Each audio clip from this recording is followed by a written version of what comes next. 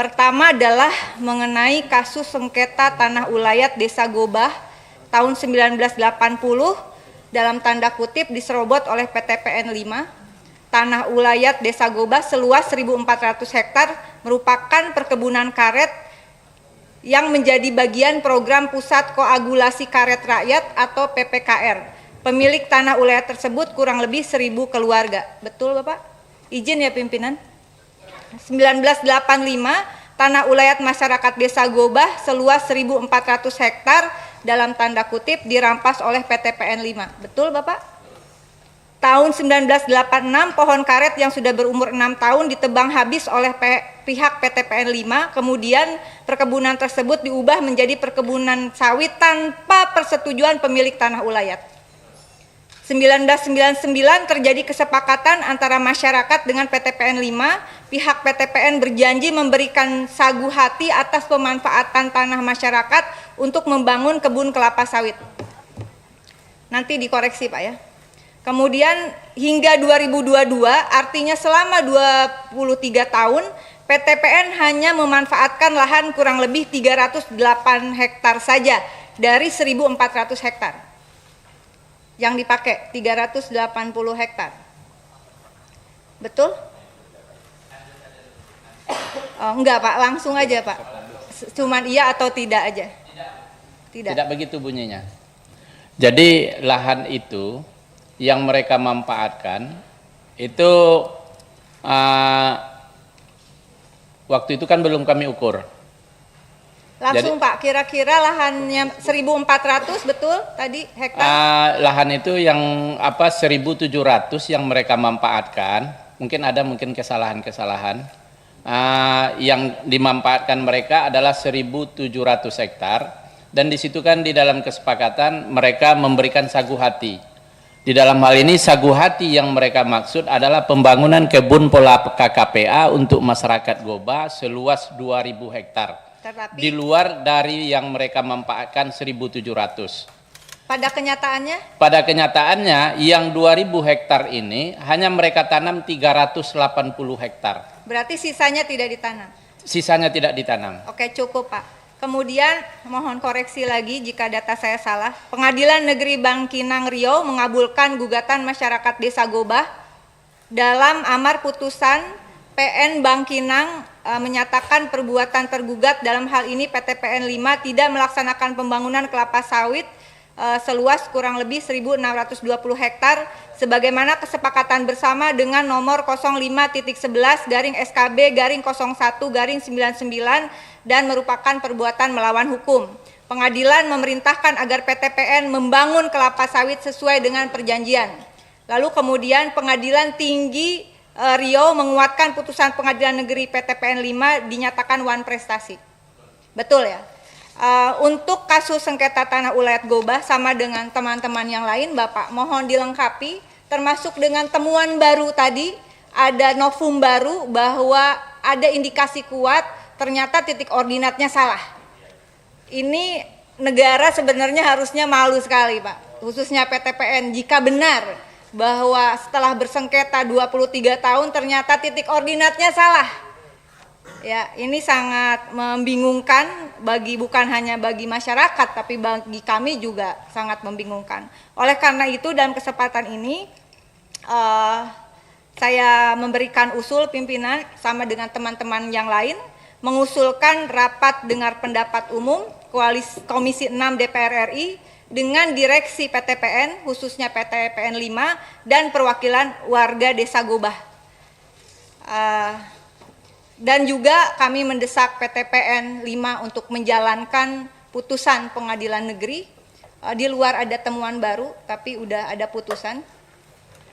Baru lagi Bu, kebetulan tanggal 24 April kemarin Pak Menteri ATR BPN Yusron Wahid membicarakan permasalahan tanah ulayat. Ya. Kami sudah melaporkan ke ATR BPN untuk mendaftarkan tanah itu sebagai tanah ulayat. Udah masuk Pak ke ATR BPN. Baik. Dan tentu saja kami mendesak juga Kejaksaan Agung dan KPK untuk mengusut tuntas barangkali ada indikasi-indikasi yang bertentangan dengan hukum terhadap kasus tanah ulayat Desa Gobah. Selanjutnya terkait kasus Rempang, mohon koreksi jika data saya salah. Bermula sejak saat lahan seluas 7.572 hektar di Pulau Rempang menjadi target lahan proyek strategis nasional untuk pembangunan pabrik kaca. Betul? Kemudian diputuskan dalam PSN 2023 yang diatur dalam Peraturan Menteri Koordinator Bidang Perekonomian Nomor 7 Tahun 2023 ditandatangani pada 28 Agustus 2023 terkait pembangunan Rempang Eco City. Kemudian ada pelimpahan dari ini saya nggak ngerti, dari BP Batam kepada PT MEG mendapat lahan seluas 17.000 hektar yang mencakup seluruh Pulau Rempang dan Pulau Subangmas. Betul? Ini saya jadi pertanyaan, dari 7.572 hektar pimpinan kenapa bisa jadi 17.000 hektar mencakup 2 pulau lagi? Mantap sekali ini. Nah kemudian ke PT Makmur Elok Graha yang dijanjikan menarik investor dari Tiongkok yaitu Xinyi International Investment Limited dengan nilai investasi 11,5 miliar dolar atau setara 174 triliun rupiah sampai 2080 baru rencana. Betul. Jangan lupa kereta api cepat kasusnya seperti apa, tunggakan sekarang 100 triliun. Kemudian 16 kampung adat Melayu yang sudah menetap sejak 1834 menolak keras proyek tersebut. Betul. Betul ya Bapak. 2001 ini BP Batam menerbitkan hak pengelolaan lahan atau HPL kepada perusahaan swasta yang berpindah tangan kepada PT MEG. 1, tanda tanya saya. Nggak tahu yang lain tanda tanya nggak. September 2023 terjadi bentrokan, 11 September 2023 ini masyarakat Melayu Kepri menggeruduk kantor BP Batam, juga ada korban. 25 September seperti kita ketahui, ada keputusan rapat terbatas istana tidak mengosongkan Pulau Rempang, hanya memindahkan pemukiman ke Tanjung Banon. Jaraknya betul. Berapa kilo? Betul, Bu. Berapa kilo jaraknya? 8 kilo, dipindahkan. Ini bukan pohon sawit tapi orang. 30 Agustus 2024 warga mengambil alih pos tim terpadu PSN Rempang Eco City di Simpang Dapur 6 Sembulang. 18 Desember 2024 konflik kembali memanas setelah penyerangan posko warga oleh petugas PT MEG. Ini akan terus-terusan seperti begini pimpinan, sehingga tidak mungkin mereka datang ke sini kalau mereka tidak putus asa. Dengan ongkos yang luar biasa. Saya pernah menangani kasus serupa di Jambi terkait tanah yang harusnya menjadi hak para warga di sana. Alhamdulillah berhasil. Insya Allah tidak ada yang tidak bisa. Oleh karena itu dalam rapat ini saya langsung merekomendasikan mendukung pemerintah untuk mengevaluasi, kalau tidak membatalkan, evaluasi dululah PSN 2023 tentang Rempang Eco City. Sudahkah ada visibility studies yang lengkap yang diperhitungkan untung ruginya termasuk terhadap ekosistem yang ada di sana? Kedua, bukan lagi PSN, apalagi sudah dibatalkan.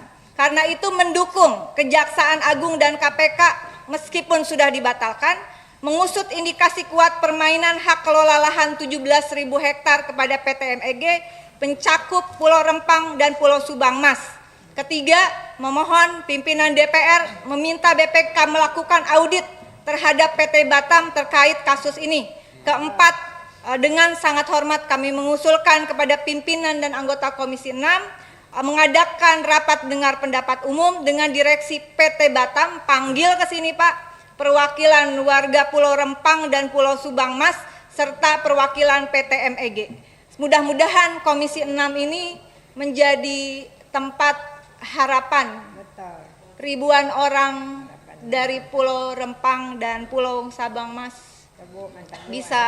bisa terwujud. Bapak Ibu tetap semangat, insya Allah.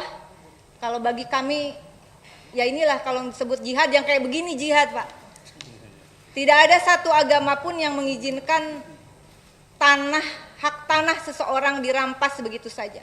Boleh ada pembangunan? Boleh. Boleh ada proyek strategis nasional? Sangat boleh. Tapi apakah sudah ada kajian atau belum?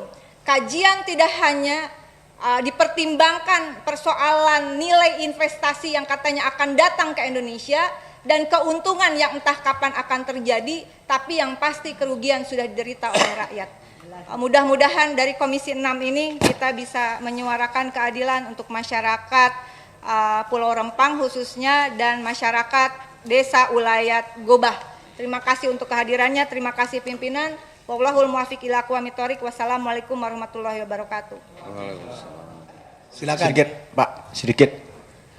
Saya menyampaikan, Bapak mengatakan tadi kami di kampung bisa menghasilkan dari wilayah, tapi kami direlokasi. Itu sama juga, Pak, menjatuhkan harga diri kami orang Melayu. Kami pindah dari kampung halaman kami sendiri demi untuk mendapatkan uang dan investasi. Kami tak mau itu. Kami mau kampung-kampung kami tetap ada, kami bertinggal di kampung kami. Kami mati juga di kampung kami. Itu yang kami tidak. Kami takkan menjual harga diri kami orang suku bangsa Melayu. Kami datang ke sini untuk ngadu itu. Jadi kami kalau dikaitkan dengan kampung halaman kami sedih. Karena datuk nenek moyang kami berjuang lawan Portugis, Jepang, Belanda, mati sia-sia. Entah di mana rimba mayat kami tak tahu. Kami sekarang cuma penerus generasi zaman dahulu. Bagaimana kami melestarikan, kami menjaga laut darat kami. Jangan diusik pihak-pihak yang tak bertanggung jawab itu. Kami datang ke sini, kami minta kepada bapak-bapak, ibu-ibu yang ada di sini. Jadi kami orang Melayu nih Pak, kalau cerita masalah tanah, masalah kami nggak sanggup. Karena menetes air mata, kami membayangkan datuk nenek moyang kami yang berjuang mati sia-sia itu. Kami ini generasi penerus yang cuma mempersiapkan mental oleh gertakan pemerintah untuk kami. Karena selama 2 tahun itu Pak yang kami rasakan, kami diintimidasi oleh pihak kepolisian, oleh pihak TNI, oleh pihak BB Batam, oleh pihak BTMEK. Sakit, karena hari-hari kami berhadap dengan mereka. Pematokan liar yang tanpa seizin masyarakat, tanpa sepengetahuan RT RW, itu yang kami bentrokkan. Hampir setiap hari serangan-serangannya seperti Bapak mungkin tahu kemarin di 17 September dengan 18 Desember tahun yang lalu, sakit karena kami ada di lapangan. Kampung kami diacak-acak, diobrak-abrik orang-orang seperti itu. Itu kesedih. Mungkin itu Pak, maaf Pak, saya tak bisa kalau bercerita di kampung itu air mata saya jatuh.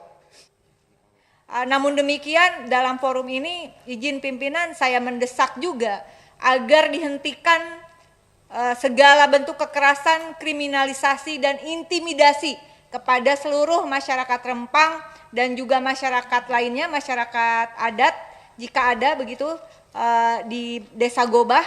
Hentikan dulu, proses ini berlanjut tapi hentikan semua bentuk diskriminasi, kekerasan, intimidasi terhadap warga oleh siapapun. Dan aparat penegak hukum tentu mengawal, jangan diam saja seperti kasus kemarin malu-maluin tuh Pak, di mana? Yang orang debt collector di Riau juga tuh, lari ke depan kantor kepolisian, dipukulin rame-rame, polisinya diem dengan alasan jumlah yang ngepung lebih banyak. Jadi menurut saya dengan proses yang sangat didukung oleh Komisi 6, kami menghargai proses hukum. Oleh karena itu tidak ada sanksi oleh siapapun tanpa keputusan hukum, dan siapapun yang melakukan premanisme, baik itu oknum dari BP Batam, oknum dari PT MEG, atau mungkin ada oknum di aparat kepolisian, mohon untuk diawasi sehingga situasi menjadi lebih kondusif untuk semua proses mediasi berjalan dengan baik. Terima kasih pimpinan.